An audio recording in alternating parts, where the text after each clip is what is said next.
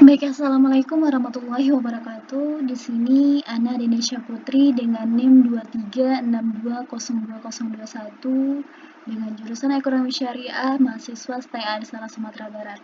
Di sini Ana akan menjelaskan mengenai uang dalam perspektif Islam. Sepertinya kita sudah tidak asing lagi ya dengan uang, namun kita harus mengetahui terlebih dahulu apa itu uang. Jadi, uang itu adalah sesuatu yang diterima secara umum dan diakui oleh masyarakat sebagai alat tukar dalam melakukan transaksi ekonomi.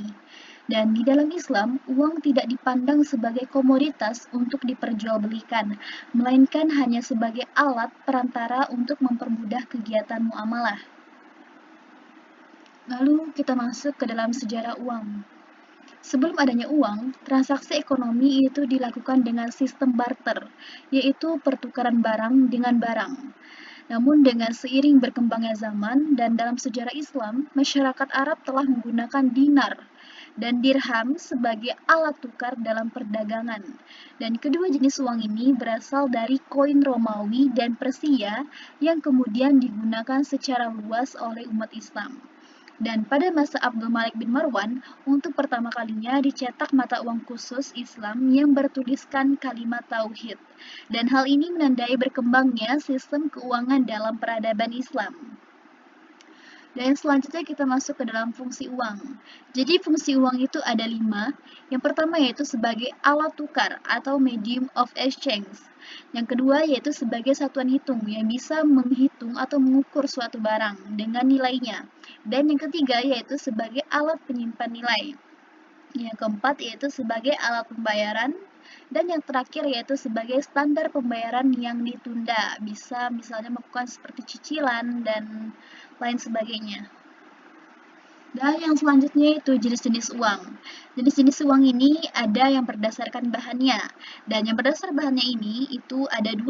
Yang pertama yaitu uang logam. Biasanya berbentuk logam, berbahan logam, dan berbentuk bulat. Dan yang kedua yaitu uang kertas, yaitu uang yang terbuat dari kertas khusus. Dan yang berdasarkan bentuknya itu ada uang tunai, yang mana uang tunai ini adalah uang yang dapat langsung digunakan.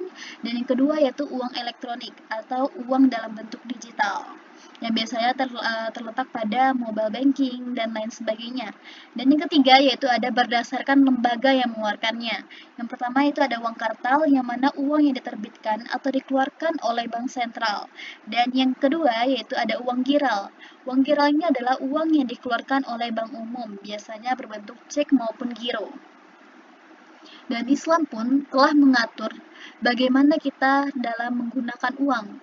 Yang pertama, itu kita harus menggunakan uang sebagai alat tukar dalam transaksi barang dan jasa.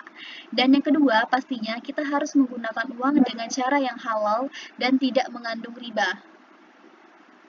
Dan yang ketiga, yaitu digunakan untuk memenuhi kebutuhan hidup. Yang keempat, yaitu digunakan untuk zakat, infak, dan sedekah. Dan yang kelima, yaitu kita tidak boleh menggunakan uang untuk penipuan ataupun transaksi yang batil.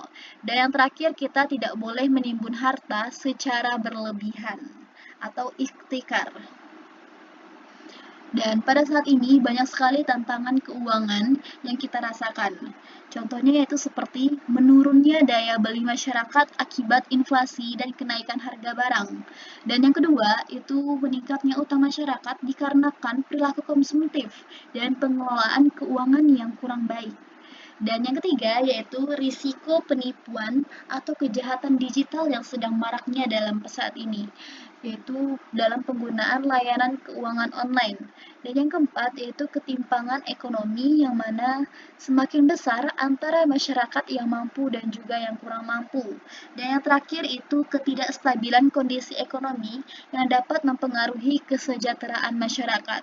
Dan pada tantangan keuangan pada saat ini, maka kita harus mencari solusinya. Dan solusinya yaitu ada 5. Yang pertama yaitu kita harus meningkatkan literasi keuangan agar masyarakat itu lebih memahami bagaimana cara mengelola uang dengan bijak.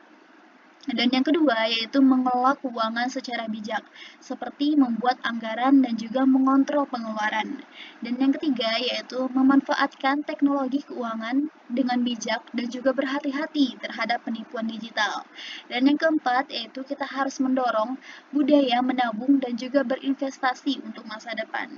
Dan yang terakhir, kita harus meningkatkan kolaborasi antara peran pemerintah dan juga lembaga keuangan dalam menjaga stabilitas ekonomi dan juga kesejahteraan masyarakat.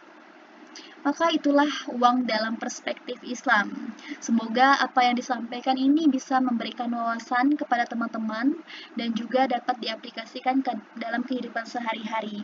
Mungkin sekian, terima kasih, dan apabila ada kata-kata yang salah mohon dimaafkan. Wabillahi taufiq wal hidayah. Wassalamualaikum warahmatullahi wabarakatuh.